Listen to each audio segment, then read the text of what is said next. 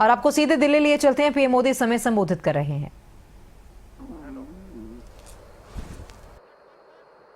Express way का नाम द्वारका, जहां ये कार्यक्रम हो रहा है उस स्थान का नाम रोहिणी, जन्माष्टमी का उल्लास, और संयोग से मैं भी द्वारकाधीश की भूमि से हूं। पूरा माहौल बहुत कृष्णमय हो गया है।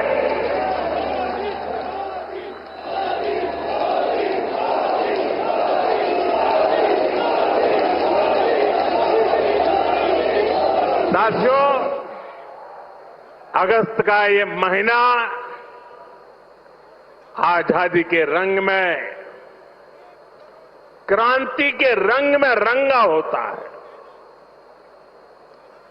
आजादी के इसी महोत्सव के बीच आज देश की राजधानी दिल्ली देश में हो रही विकास क्रांति की साक्षी बन रही है।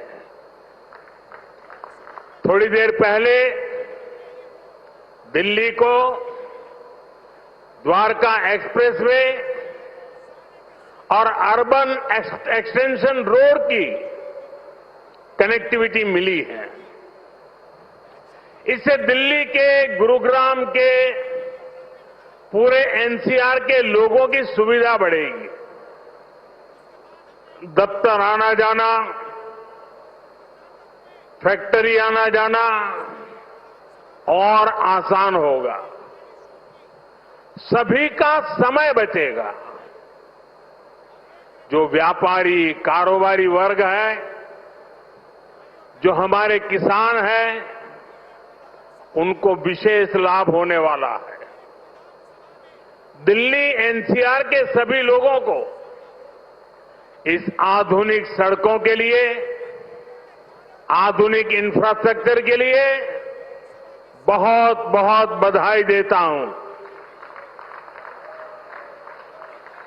साथियों, परसों 15 अगस्त को लाल किले से मैंने देश की अर्थव्यवस्था, देश की आत्मनिर्भरता और देश के आत्मविश्वास पर विश्वास से बात की है।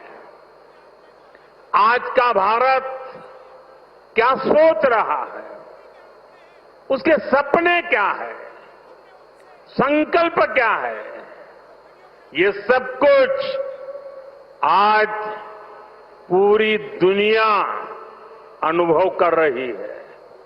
और साथियों, दुनिया जब भारत को देखती है, परखती है, तो उसकी पहली नजर हमारी राजधानी पर पड़ती है, हमारी दिल्ली पर पड़ती है। इसलिए दिल्ली को हमें विकास का ऐसा मॉडल बनाना है जहां सभी को महसूस हो कि हां, ये विकसित होते भारत की राजधानी है। साथियों, बीते 11 साल से केंद्र में भारतीय जनता पार्टी की सरकार ने इसके लिए अलग अलग स्तरों पर निरंतर काम किया है। अब जैसे कनेक्टिविटी का विषय ही है, दिल्ली एनसीआर की कनेक्टिविटी में बीते दशक में अभूतपूर्व सुधार हुआ है। यहां आधुनिक और चौड़े एक्सप्रेस वे हैं। दिल्ली एनसीआर मेट्रो नेटवर्क के मामले में दुनिया के सबसे बड़े नेटवर्क इलाकों में से एक है। यहां नमो भारत जैसा आधुनिक रैपिड रेल सिस्टम है। यानी बीते 11 वर्षों में दिल्ली एनसीआर में आना जाना पहले के मुकाबले आसान हुआ है। साथियों, दिल्ली को बेहतरीन शहर बनाने का जो बीड़ा हमने उठाया है, वो निरंतर जारी है। आज भी हम सभी इसके साक्षी बने हैं। द्वारका एक्सप्रेस वे हो या फिर अर्बन एक्सटेंशन रोड, दोनों सड़कें शानदार बनी है। पेरिफेरल एक्सप्रेसवे के बाद अब अर्बन एक्सटेंशन रोड से दिल्ली को बहुत मदद मिलने वाली। साथियों, अर्बन एक्सटेंशन रोड की एक और विशेषता है, ये दिल्ली को कूड़े के पहाड़ों से भी मुक्त करने में मदद कर रही है। अर्बन एक्सटेंशन रोड को बनाने में लाखों टन कचरा काम में लाया गया है, यानी कूड़े के पहाड़ को कम करके उसे वेस्ट मटेरियल का इस्तेमाल सड़क बनाने में किया गया है और वैज्ञानिक तरीके से किया गया है।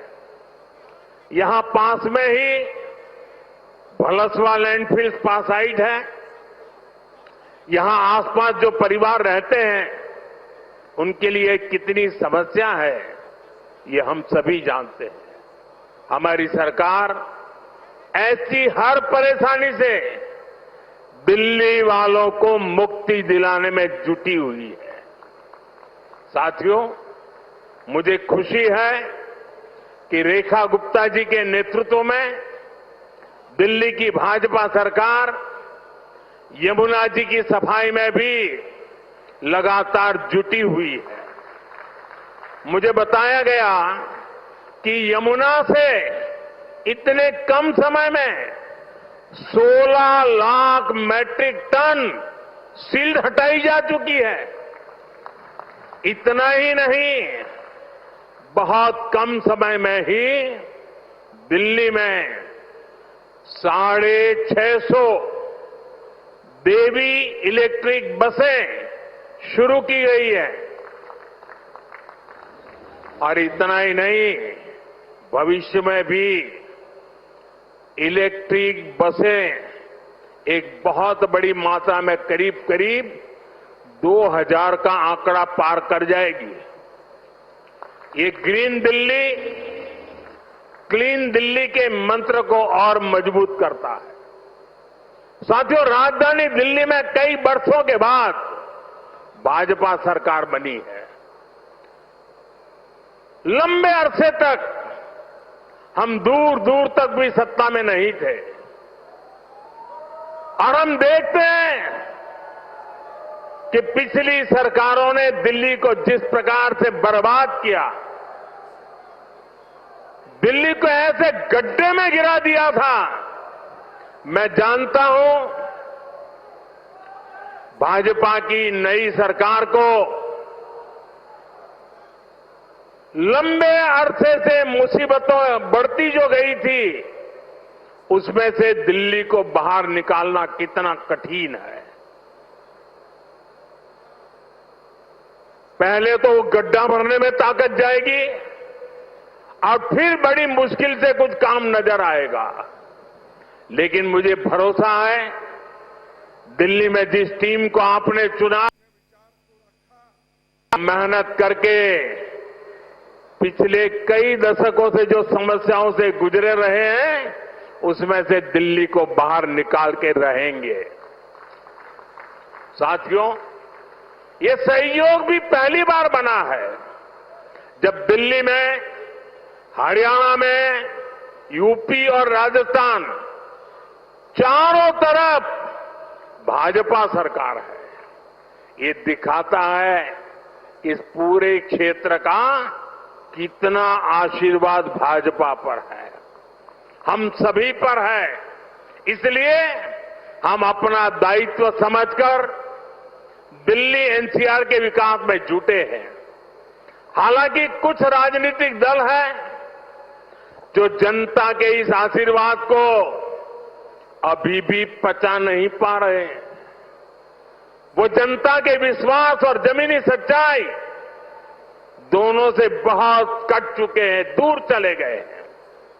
आपको याद होगा कुछ महीने पहले किस तरह दिल्ली और हरियाणा के लोगों को एक दूसरे के खिलाफ खड़ा करने की, दुश्मनी बनाने की साजिश रची गई। ये तक कह दिया गया कि हरियाणा के लोग दिल्ली के पानी में जहर मिला रहे हैं। इस तरह की नकारात्मक राजनीति से दिल्ली और पूरे एनसीआर को मुक्ति मिली है। अब हम एनसीआर के कायाकल्प का संकल्प लेकर चल रहे हैं और मुझे विश्वास है ये हम करके दिखाएंगे। साथियों, गुड गवर्नेंस भाजपा सरकारों की पहचान है। भाजपा सरकारों के लिए जनता जनार्दन ही सर्वोपरि है। आप ही हमारा हाई कमांड है। हमारी लगातार कोशिश रहती है कि जनता का जीवन आसान बनाए। यही हमारी नीतियों में दिखता है, हमारे निर्णयों में दिखता है। हरियाणा में एक समय कांग्रेस सरकारों का था जब बिना खर्ची पर्ची के एक नियुक्ति तक मिलना मुश्किल था, लेकिन हरियाणा में भाजपा सरकार ने लाखों युवाओं को पूरी पारदर्शिता के साथ सरकारी नौकरी दी है। नायब श्री सैनी जी के नेतृत्व में ये सिलसिला लगातार चल रहा है। साथियों, यहां दिल्ली में भी जो झुग्गियों में रहते थे, जिनके पास अपने घर नहीं थे, उनको पक्के घर मिल रहे हैं। जहां बिजली, पानी, गैस कनेक्शन तक नहीं था, वहां ये सारी सुविधाएं पहुंचाई जा रही है। और अगर मैं देश की बात करूं तो बीते 11 सालों में रिकॉर्ड सड़कें देश में बनी है। हमारे रेलवे स्टेशनों का कायाकल्प हो रहा है। वंदे भारत जैसी आधुनिक ट्रेनें गर्व से भर देती है। छोटे छोटे शहरों में एयरपोर्ट बन रहे हैं। एनसीआर में ही देखिए कितने सारे एयरपोर्ट हो गए। अब हिंडन एयरपोर्ट से भी फ्लाइट कई शहरों को जाने लगी है। नोएडा में एयरपोर्ट भी बहुत जल्द बनकर तैयार होने वाला है। साथियों, ये तभी संभव हुआ है जब बीते दशक में देश ने पुराने तौर तरीकों को बदला है। देश को जिस स्तर का इंफ्रास्ट्रक्चर चाहिए था, जितनी तेजी से बनना चाहिए था, वो अतीत में नहीं हुआ। अब जैसे हमारा ईस्टर्न और western peripheral expressway, Delhi NCR को इसकी जरूरत कई दशकों से महसूस हो रही थी। यूपीए सरकार के दौरान इसको लेकर फाइलें चलनी शुरू हुई, लेकिन काम तब शुरू हुआ जब आपने हमें सेवा करने का अवसर दिया। जब केंद्र और हरियाणा में भाजपा सरकारें बनी, आज ये सड़कें बहुत बड़ी शान से सेवाएं दे रही है। साथियों, विकास परियोजनाओं को लेकर उदासीनता का ये हाल सिर्फ दिल्ली एनसीआर का नहीं था, पूरे देश का था। एक तो पहले इंफ्रास्ट्रक्चर पर बजट ही बहुत कम था। जो प्रोजेक्ट सैंक्शन होते थे वो भी सालों साल तक पूरे नहीं होते थे। बीते 11 सालों में हमने इंफ्रास्ट्रक्चर का बजट 6 गुना से अधिक बढ़ा दिया है। अब योजनाओं को तेजी से पूरा करने पर जोर है। इसलिए आज द्वारका एक्सप्रेसवे जैसे प्रोजेक्ट तैयार हो रहे हैं। और भाइयों बहनों, ये जो इतना सारा पैसा लग रहा है, इससे सिर्फ सुविधाएं नहीं बन रही है, ये परियोजनाएं बहुत बड़ी संख्या में रोजगार भी बना रही है। जब इतना सारा कंस्ट्रक्शन होता है तो इसमें लेबर से लेकर इंजीनियर तक लाखों साथियों को काम मिलता है। जो कंस्ट्रक्शन मटेरियल यूज होता है उससे जुड़ी फैक्ट्रियों में, दुकानों में नौकरियां बढ़ती है। ट्रांसपोर्ट और लॉजिस्टिक्स में रोजगार बनते हैं। साथियों, लंबे समय तक जिन्होंने सरकारें चलाई है, उनके लिए जनता पर शासन करना ही सबसे बड़ा लक्ष्य था। हमारा प्रयास है जनता के जीवन से सरकार का दबाव और दखल दोनों समाप्त करें। पहले क्या स्थिति थी, इसका एक और उदाहरण मैं आपको देता हूं। दिल्ली में, ये सुनकर के आप चौंक जाएंगे, दिल्ली में हमारे जो स्वच्छता मित्र हैं, साफ सफाई के काम में जुटे साथी हैं, ये सभी दिल्ली में बहुत बड़ा दायित्व निभाते हैं। सुबह उठते ही पहले उनको थैंक यू करना चाहिए। लेकिन पहले की सरकारों ने इन्हें भी जैसे अपना गुलाम समझ रखा था। मैं इन छोटे छोटे मेरे सफाई में बंधुओं की बात कर रहा हूं। ये जो लोग सर पे संविधान रख करके नाचते हैं ना,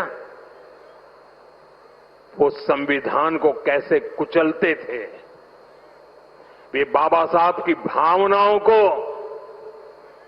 कैसे दगा देते थे, मैं आज वो सच्चाई आपको बताने जा रहा। आप, मैं कहता हूं, सुनकर सन्न रह जाएंगे। मेरे सफाई कर्मी भाई बहन जो दिल्ली में काम करते हैं, उनके लिए एक खतरनाक कानून था इस देश में। दिल्ली में दिल्ली म्युनिसिपल कॉरपोरेशन एक्ट में एक बात लिखी थी, यदि कोई सफाई मित्र बिना बताए काम पर नहीं आता तो उसे 1 महीने के लिए जेल में डाला जा सकता था। आप बताइए, खुद सोचिए, सफाई कर्मियों को लोग क्या समझते थे? क्या आप उन्हें जेल में डाल देंगे, वो भी एक छोटी सी गलती के कारण? आज जो सामाजिक न्याय की बड़ी बड़ी बातें करते हैं, उन्होंने ऐसे कई नियम कानून देश में बनाए रखे हुए थे। ये मोदी है जो इस तरह के गलत कानून को खोज करके खत्म कर रहा है।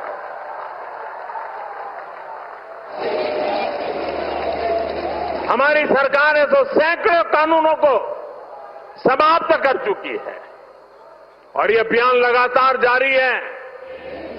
साथियों, हमारे लिए रिफॉर्म का मतलब है सुशासन का विस्तार। इसलिए हम निरंतर रिफॉर्म पर बल दे रहे हैं। आने वाले समय में हम अनेक बड़े बड़े रिफॉर्म्स करने वाले हैं ताकि जीवन भी और बिजनेस भी सब कुछ और आसान हो।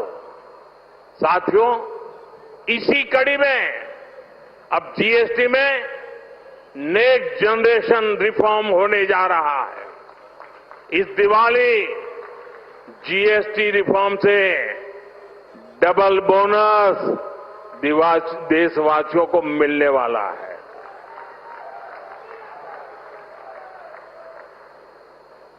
हमने इसका पूरा प्रारूप राज्यों को भेज दिया है। मैं आशा करता हूं कि सभी राज्य भारत सरकार के इस इनिशिएटिव को सहयोग करेंगे, जल्द से जल्द इस प्रक्रिया को पूरा करेंगे ताकि ये दिवाली और ज्यादा शानदार बन सके। हमारा प्रयास जीएसटी को और आसान बनाने और टैक्स दरों को रिवाइज करने का है। इसका फायदा हर परिवार को होगा, गरीब और मिडिल क्लास को होगा, छोटे बड़े हर उद्यमी को होगा, हर व्यापारी कारोबारी को होगा। साथियों, भारत की बहुत बड़ी शक्ति हमारी प्राचीन संस्कृति है, हमारी प्राचीन धरोहर है। इस सांस्कृतिक धरोहर का एक जीवन दर्शन है, जीवंत दर्शन भी है। और इसी जीवन दर्शन में हमें चक्रधारी मोहन और चरखाधारी मोहन दोनों का परिचय होता है। हम समय समय पर चक्रधारी मोहन से लेकर चरखाधारी मोहन तक दोनों की अनुभूति करते हैं। चक्रधारी मोहन यानी सुदर्शन चक्रधारी भगवान श्री कृष्ण, जिन्होंने सुदर्शन चक्र के सामर्थ्य की अनुभूति कराई, और चरखाधारी मोहन यानी महात्मा गांधी, जिन्होंने चरखा चलाकर देश को स्वदेशी के सामर्थ्य की अनुभूति कराई। साथियों, भारत को सशक्त बनाने के लिए हमें चक्रधारी मोहन से प्रेरणा लेकर आगे बढ़ना है, और भारत को आत्मनिर्भर बनाने के लिए हमें चरखाधारी मोहन के रास्ते पर चलना है। हमें वोकल फॉर लोकल को अपना जीवन मंत्र बनाना है। साथियों, ये काम हमारे लिए मुश्किल नहीं है। जब भी हमने संकल्प लिया है, तब हमने करके दिखाया है। मैं छोटा सा उदाहरण देता हूं, खादी का। खादी विलुप्त होने के कगार पर पहुंच चुकी थी, कोई पूछने वाला नहीं था। आपने जब मुझे सेवा का मौका दिया, मैंने देश को आह्वान किया, देश ने संकल्प लिया, और इसका नतीजा भी दिखा। 1 दशक में खादी की बिक्री करीब 7 गुना बढ़ गई है। देश के लोगों ने वोकल फॉर लोकल के मंत्र के साथ खादी को अपनाया है। इसी तरह देश ने मेड इन इंडिया फोन पर भी भरोसा जताया। 11 साल पहले हम अपनी जरूरत के ज्यादातर फोन इंपोर्ट करते थे। आज ज्यादातर भारतीय मेड इन इंडिया फोन ही इस्तेमाल करते हैं। आज हम हर साल 30-35 करोड़ मोबाइल फोन बना रहे हैं। 30-35 करोड़ मोबाइल फोन बना रहे हैं और एक्सपोर्ट भी कर रहे हैं।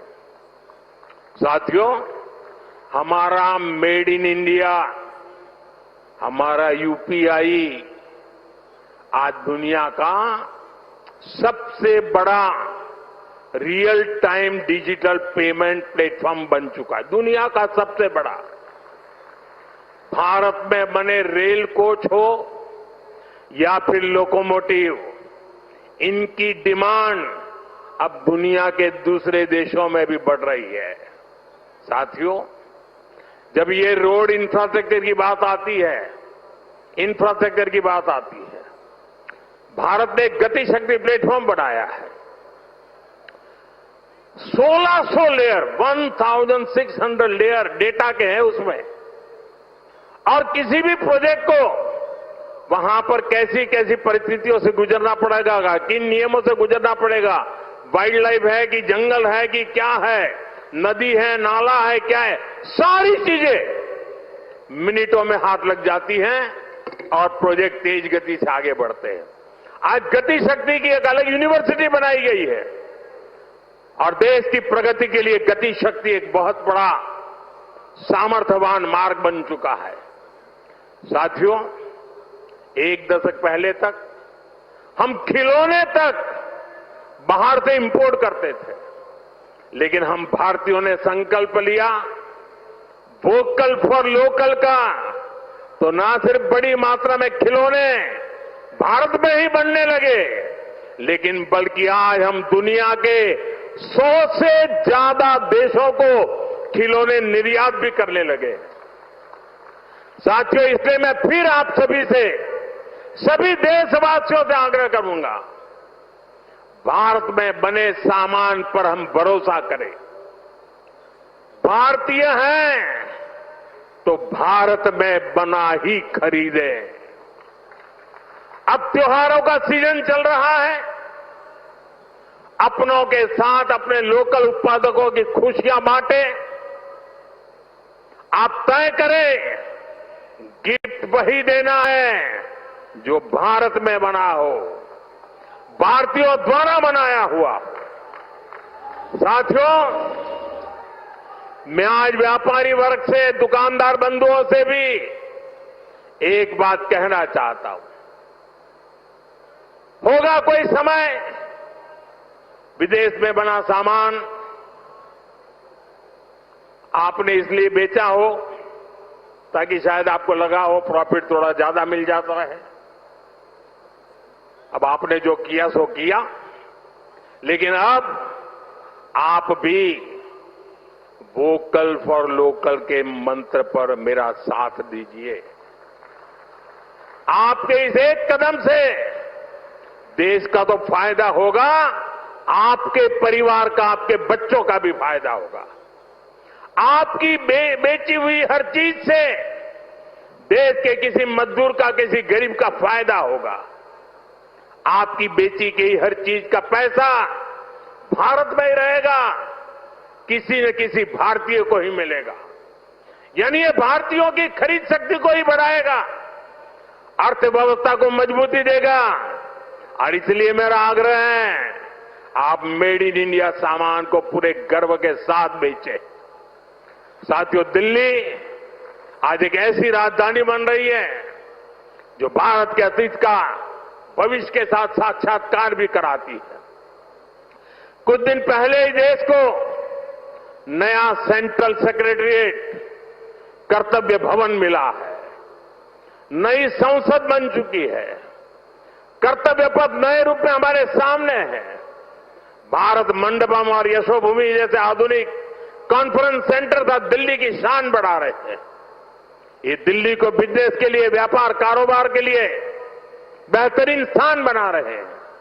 मुझे विश्वास है इन सभी के सामर्थ्य और प्रेरणा से हमारी दिल्ली दुनिया की बेहतरीन राजधानी बनकर उभरेगी। इसी कामना के साथ एक बार फिर इन सभी विकास कार्यों के लिए आप सबको, दिल्ली को, हरियाणा को, राजस्थान को, उत्तर प्रदेश को, पूरे इस क्षेत्र का विकास होने जा रहा है।